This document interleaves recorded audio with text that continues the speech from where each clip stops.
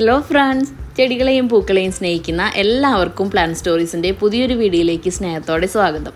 ഞാൻ രമ്യ. എല്ലാവരും സുഖമായിരിക്കുകയാണെന്ന് വിശ്വസിക്കുന്നു. ഞാനും സുഖമായിരിക്കുകയാണ് കേട്ടോ. അപ്പോൾ ഇന്നത്തെ നമ്മുടെ വീഡിയോ എന്ന് പറയുന്നത് ഈ കാണുന്ന സുന്ദരി ഓർക്കിഡിനെ കുറിച്ചാണ്. ഇതൊക്കെ നമുക്ക് സെയിലിന് വേണ്ടിയിട്ട് എത്തിയിട്ടുള്ള സെലോജിനി റെറ്റുസേനി എന്ന് പറയുന്ന പ്ലാന്റ് ആണ് കേട്ടോ. അപ്പോൾ ഇത് പലതരത്തിൽ പ്രൊണൗൺസ് ചെയ്യുന്നുണ്ട്. സെലോജിനി റോഷ്നി എന്ന് പറയുന്നുണ്ട്, റെറ്റുസേനി എന്ന് പറയുന്നുണ്ട്. അപ്പോൾ നമുക്ക് ഇഷ്ടമുള്ള രീതിയിൽ പ്രൊണൗൺസ് ചെയ്തോളൂ. കോമൺലി ഇതിനെ സെലോജിനി അല്ലെങ്കിൽ ദ്രൗപദി മാല എന്നാണ് കേട്ടോ. അപ്പോൾ നമുക്ക് ഇഷ്ടമുള്ള രീതിയിൽ എന്ന് പറയുമ്പോൾ അതിനൊരു കറക്റ്റായ രീതി ഉണ്ടായിരിക്കും. എനിക്കത് കറക്റ്റ് എങ്ങനെ പ്രൊണൗൺസ് ചെയ്യുന്ന അറിയാത്തതുകൊണ്ടാണ് കേട്ടോ ഞാൻ അങ്ങനെ പറഞ്ഞത്. അപ്പോൾ നമുക്ക് സെലോജിനി എന്ന് കോമൺ ആയിട്ട് പറയാം.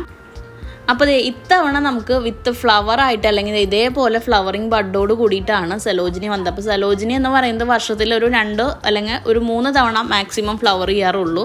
അപ്പോൾ എൻ്റെ അടുത്ത് കുറേ നാളായിട്ട് ഒരു 2-3 വർഷമായിട്ടുള്ള ഒരു സെലോജിനിയുടെ പ്ലാന്റാണ്. അതായത് ഈ സെലോജിനിയുടെ പൂക്കൾ കാണും മുന്നേ ഇതൊരു റയർ വെറൈറ്റിയാണ്, സംഭവമാണെന്നൊക്കെ പറഞ്ഞ് ഞാൻ ഇവിടുന്നോ കളക്ട് ചെയ്തിട്ടുള്ളായിരുന്ന ഒരു പ്ലാന്റാണ്. അപ്പോൾ ഈ ഒരു രീതിയിലാണെന്ന് നമ്മൾ നോർമലി ഡെൻഡ്രോബിയൊക്കെ പോട്ട് ചെയ്തിരുന്ന രീതിയിലാണ് കേട്ടോ ഞാനും ഈ ഒരു വെറൈറ്റി സെലോജിനി പോട്ട് ചെയ്തത്. അപ്പോൾ ഇത്രയും നാളായിട്ടും നമ്മുടെ സെലോജിനിയിൽ ഇതുവരെ ഒരു ബഡൊന്നും വന്നിട്ടില്ല.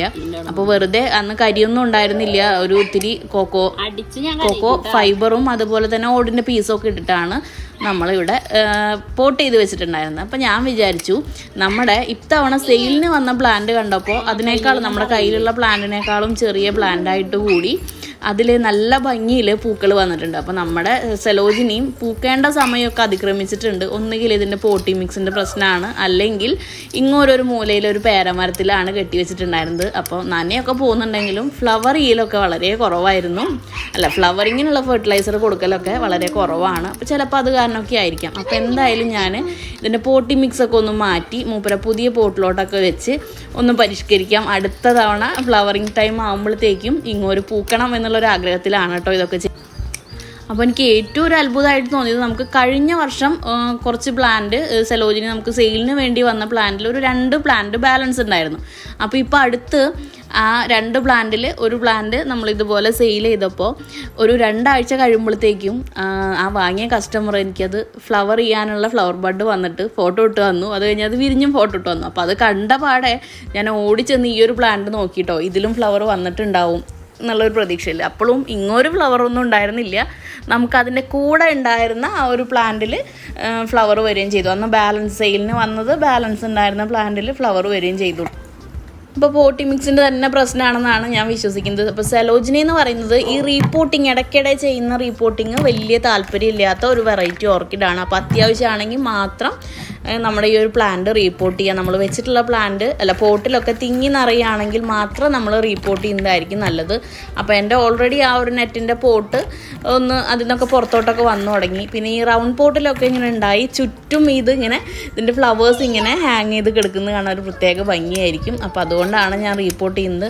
അപ്പോൾ ഞാനിങ്ങനെ ഈ നെറ്റൊക്കെ കട്ട് ചെയ്തെടുത്ത് പ്ലാന്റിനെ ഈ നെറ്റിൻ്റെ ഉള്ളിൽ നിന്ന് വളരെ ശ്രദ്ധാപൂർവ്വം മോചിപ്പിച്ചിട്ടുണ്ട്. പ്ലാന്റിന് ഒരുപാട് സ്ട്രെസ് ഉണ്ടാവാത്ത രീതിയിൽ കേട്ടോ.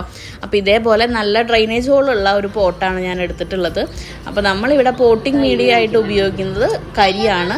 അപ്പോൾ അത്യാവശ്യം വലിയ കരിയുടെ പീസുകളും അതേപോലെ തന്നെ വളരെ കുറച്ച് കോക്കോ ചിപ്സും നമ്മളിവിടെ യൂസ് ചെയ്യുന്നുണ്ട് കേട്ടോ. അത് വളരെ കുറച്ച് മുകളിൽ മാത്രം. അപ്പോൾ ഇതേപോലെ അടിയിൽ വലിയ കരിയുടെ പീസുകൾ ഇട്ടതിന് ശേഷം ഈ ഒരു പ്ലാന്റിൽ അടിയിലുണ്ടായിരുന്ന പോട്ടി മിക്സ് ഒന്നും ഞാൻ ഒരുപാട് ഇളക്കി കളഞ്ഞിട്ടില്ല. ഈസിലി റിമൂവ് ചെയ്യാൻ പറ്റുന്ന, അപ്പോൾ നമ്മൾ തൊടുമ്പോൾ തന്നെ ഇളകി പോരുന്ന പോട്ടിങ്ങിൻ്റെ ആ ഒരു ഭാഗം മാത്രമാണ്. കാരണം പ്ലാന്റിന് ഒരു സ്ട്രെസ്സ് വരരുതെന്ന് കരുതിയിട്ടാണ് കേട്ടോ നമ്മളത് മാറ്റാം.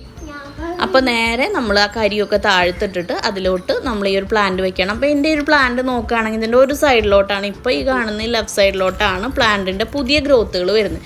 ഈ ഇടത്തെ സൈഡിലോട്ട് പുതിയ ഗ്രോത്തുകൾ വരുന്നില്ല. അതുകൊണ്ട് തന്നെ ഞാൻ ഈ ഒരു പ്ലാന്റ് നമ്മുടെ പോട്ടിൻ്റെ ഇടത്തെ സൈഡിലോട്ട് മുട്ടിച്ച് വെച്ച് വലത്തെ സൈഡിലേക്ക് കൂടുതൽ സ്പേസ് കൊടുത്തിട്ടാണ് കേട്ടോ പോട്ട് ചെയ്തിട്ടുള്ളത്. അപ്പോൾ നമ്മൾ ഇതിന് വേണ്ടി യൂസ് ചെയ്തിട്ടുള്ള കരി നല്ല രീതിയിൽ വാഷ് ചെയ്തെടുത്തിട്ടുള്ള കരിയാണ് കേട്ടോ. അപ്പോൾ സാഫിൽ വേണമെങ്കിൽ വാഷ് ചെയ്തെടുക്കാം, നിർബന്ധമുള്ള കാര്യമൊന്നുമല്ല. എന്നാലും നല്ലതാണ് അങ്ങനെ ചെയ്യുകയാണെങ്കിൽ. അപ്പോൾ എല്ലാവരും ചോദിക്കാറുണ്ട് നമ്മൾ ഓരോ തവണ ഈ പോട്ടിംഗ് മീഡിയ യൂസ് ചെയ്യുമ്പോഴും സാഫിൽ മുക്കിയെടുക്കണമെന്നൊക്കെ. അപ്പോൾ സാഫിലൊക്കെ ഉണക്കി വെക്കുകയാണെങ്കിൽ നല്ലതാണ്. അതേസമയം തന്നെ നമ്മളിത് വെറുതെ വാഷ് ചെയ്തെടുത്താലും കരിയിലൊന്നും കാര്യത്തിലൊന്നും പ്രശ്നം ഉണ്ടാവാറില്ല. അതേസമയം നമ്മൾ കോക്കോ ചിപ്സൊക്കെ യൂസ് ചെയ്യുന്ന നേരത്ത് സാഫിലൊക്കെ ഒന്ന് മുക്കി ഒന്ന് ഉണക്കിയെടുക്കുകയൊക്കെ ആണെങ്കിൽ നല്ലതാണ്. പക്ഷെ നമ്മൾ പെട്ടെന്നൊക്കെ പോട്ട് ചെയ്യുന്ന സമയത്ത് നമുക്ക് അങ്ങനെ ചെയ്യാൻ പറ്റിക്കൊള്ളൊന്നുമില്ല. അപ്പോൾ നമ്മൾ പോട്ട് ചെയ്തതിന് ശേഷം ഈ കോക്കോ ചിപ്സ് എന്ന് പറയുന്നത് നമ്മൾ വെള്ളത്തിലിട്ട് വെച്ച് വെള്ളം ഡെയിലി 2 ദിവസം മാറ്റിയിട്ട് നമ്മൾ ഉണക്കിയെടുത്തിട്ടാണ് കേട്ടോ. അല്ലെങ്കിൽ ഇതിലൊരു ഈ കോക്കോ ചിപ്സൊക്കെ വാങ്ങാൻ നേരം അതിലൊരു കറ ഉണ്ടാവും, അത് നമ്മുടെ പ്ലാന്റിന് ദോഷമായിട്ട് ബാധിക്കും. അപ്പോൾ നമ്മൾ കരിയിൽ പോട്ട് ചെയ്തതിന് ശേഷം ഞാൻ ഇതുപോലെ കോക്കോ ചിപ്സ് നമ്മുടെ പ്ലാന്റിൻ്റെ ചുറ്റുമായിട്ടൊന്നും ഇങ്ങനെ ജസ്റ്റ് ഇട്ട് കൊടുക്കുന്നുണ്ട്. ആ ഒരു ഈർപ്പം നിൽക്കുന്നതിനും ഹ്യൂമിഡിറ്റി ഒക്കെ നിലനിർത്തുന്നതിനും വേണ്ടിയിട്ടാണ് ഇങ്ങനെ ചെയ്യുന്നത്.